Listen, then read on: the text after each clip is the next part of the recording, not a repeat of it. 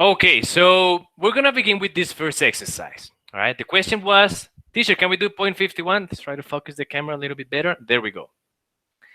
Question 51, the question 51 says, solve by using the quadratic formula, solve the question 4x squared equals 9x, all right?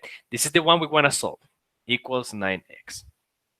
So the first thing we need to realize is that the quadratic formula works only if we have this configuration, ax squared plus bx plus c, and all of that equal to 0. And over here, we don't have the equal to 0. We have an equal to 9x. So what that means is that we need to reorganize the equation. Reorganize the equation. So in order to reorganize it, we're going to have to pass the negative 9x to the left. And by doing so, we're going to have nothing in the right side of the equal. We're going to have nothing. So that is a 0, nothing. So let's go. We have 4x squared. This is positive, so we're going to pass it negative. 9x equal to 0. And look at that. Now it kind of looks like the first configuration, but there is a catch. There is a catch. We have a value of a, which is 4. Let me write it here. A is going to be 4, right? Because it is the coefficient of x squared. We have a value of b, which is 9, which is the coefficient of x. But we don't have a value of c. C is how much? We don't have a constant value there. We don't have it.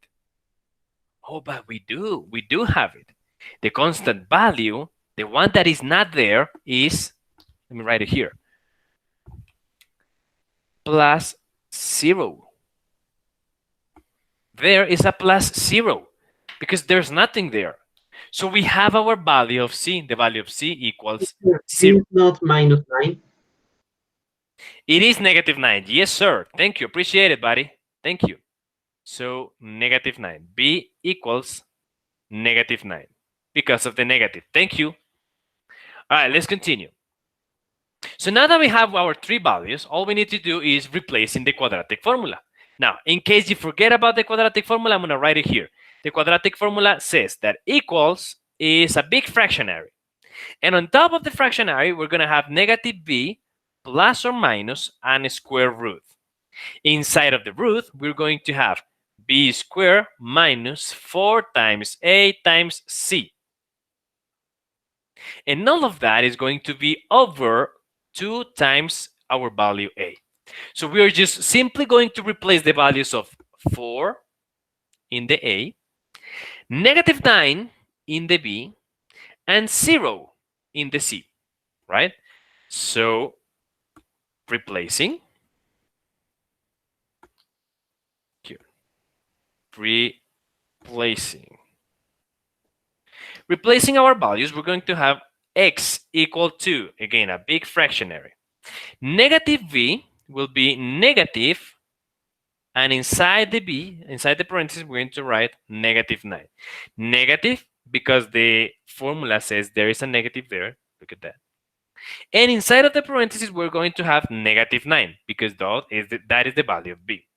Then plus or minus the square root of b squared, but again, b is negative 9. So we're going to have negative 9 inside of the parentheses and then square minus 4 times a times c. So minus 4 times the value of a, which is another 4, and then the value of c, which is 0. Simply replace all of that in the equation, right?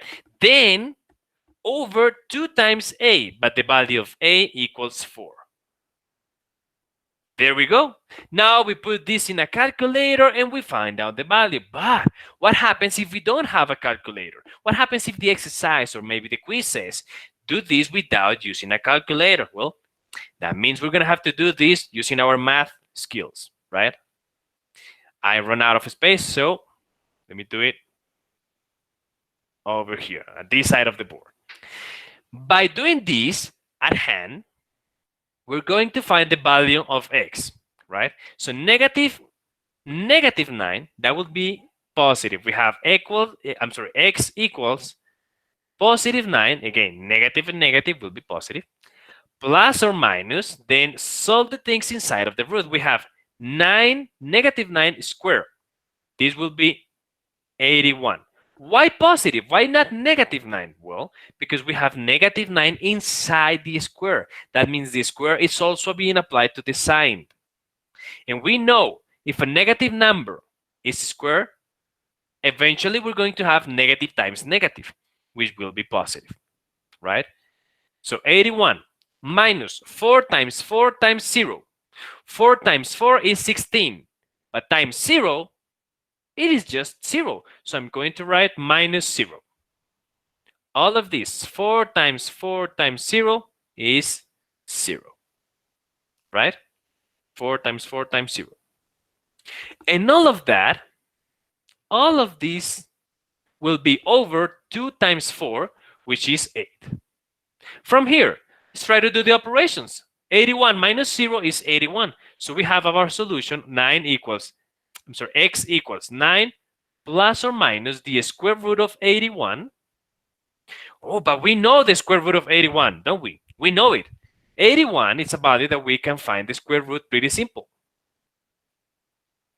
This will be 9, right? So we have x equals plus or minus 9, all of that over 8, right? Now, this is the point where we split the values. One will be positive, so x equals 9 plus 9 over 8. One is positive, and the other one will be negative. Let me write this positive with the red color. There we go.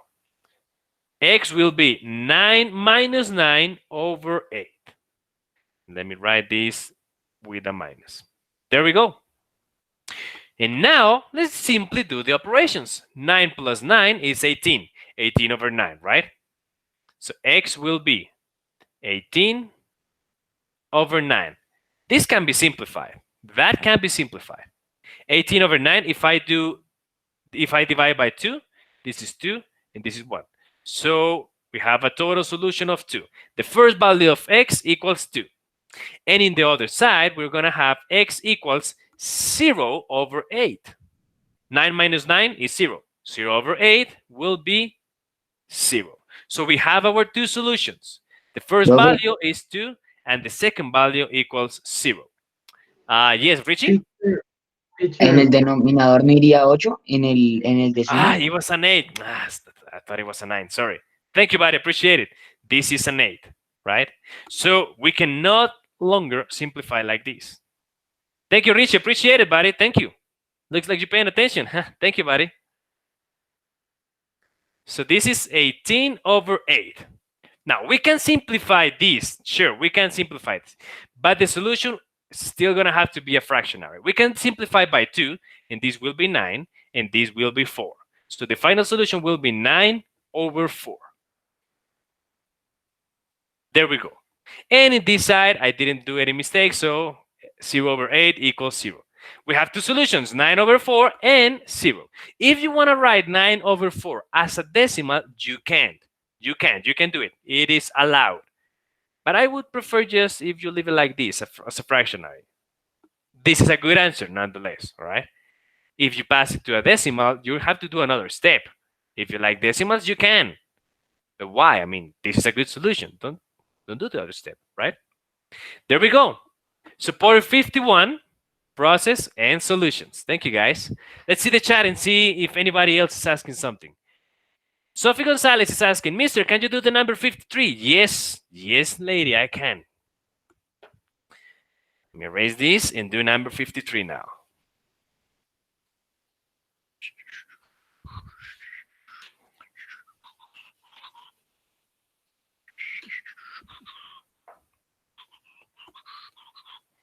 $53. All right, let's see what is the question.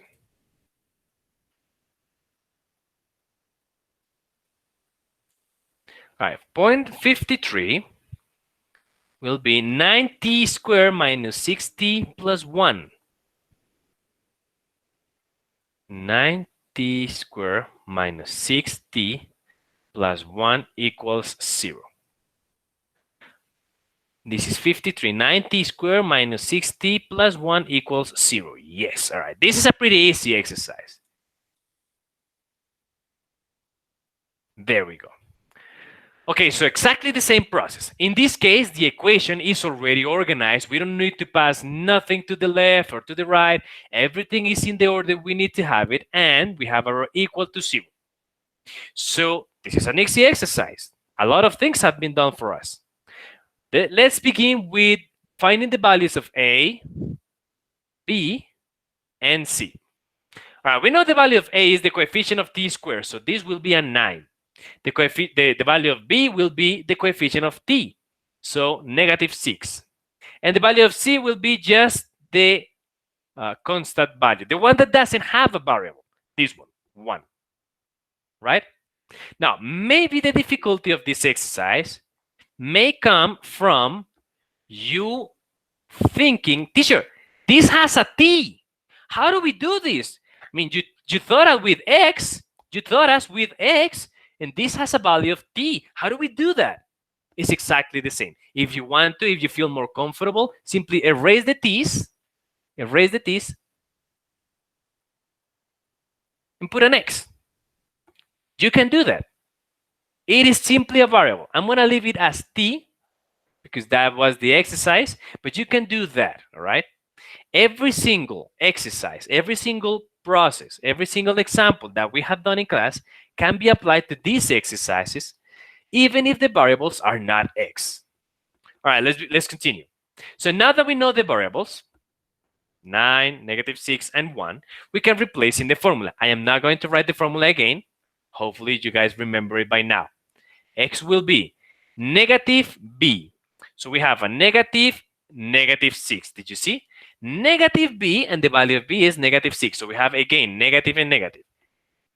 Let's continue. Plus or minus the square root of b squared, so -6 squared, minus 4 times the value of a, which is 9, times the value of c, which is 1. There we go. And all of this over 2 times a. So 2 times 9. There we go. Now that we've replaced the equation, all we have to do is solve it. All right, let's do this. Again, you can use a calculator for this, but just in case the exercise tells you to don't use a calculator, or maybe this is a quiz and the teacher is not letting you use the calculator, okay, let's do this by hand. Negative and negative will make it so that this 6 is positive. Then we have plus or minus. Negative and -6, plus or minus. Inside of the root, we have -6 squared. That will be 36. The reason why this 36 is positive is because this negative is inside of the square. So the square applies also to the sign, right? Let's continue. -4 times 9. How do I do that? How much is 4 times 9? Well, that thing is 36 as well.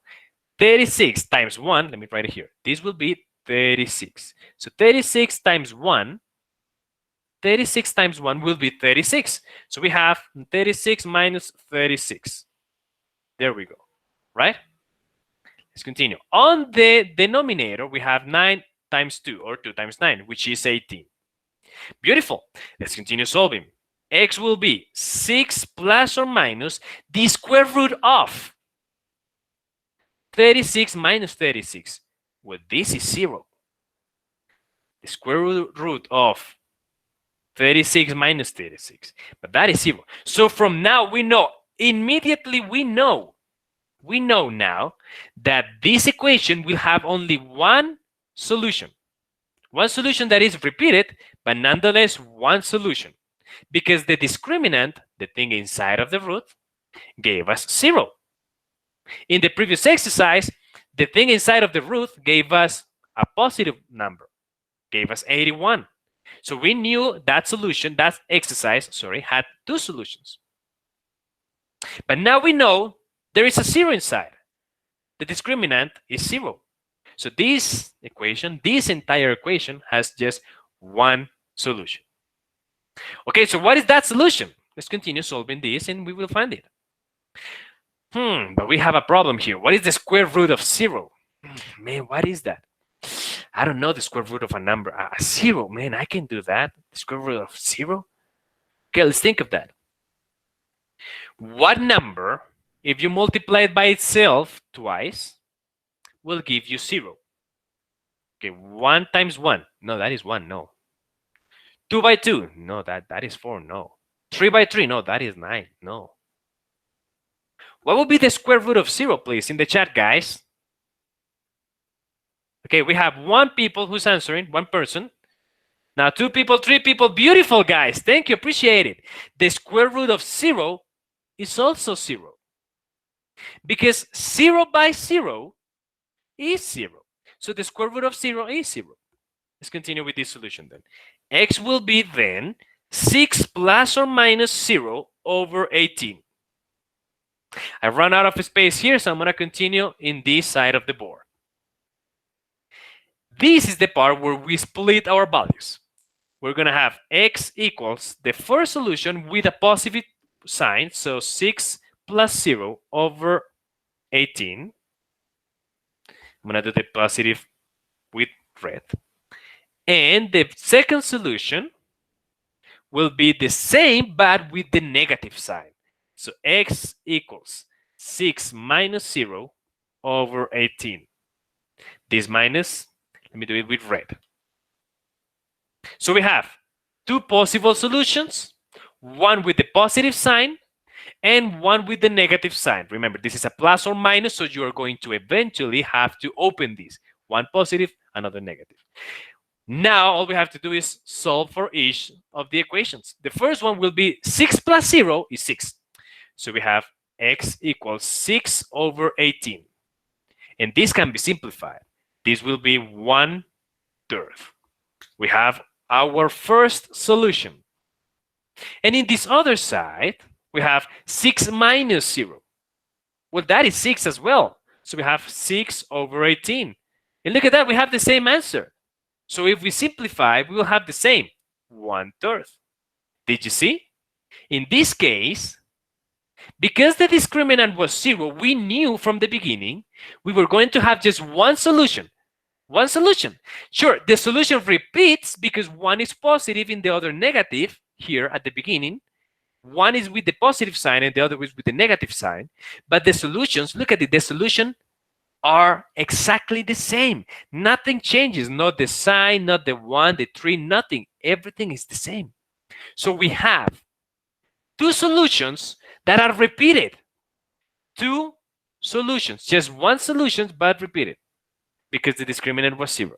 This is a great example. Thank you, Sophie, for asking. Let's see in the chat who else is asking something. Wow, a lot of zeros. Okay, a lot of zeros. All right. A lot of zeros. All right, guys, looks like nobody else is having a question. So we're going to start recording here and we're going to come back when you guys have another question. Thank you, guys.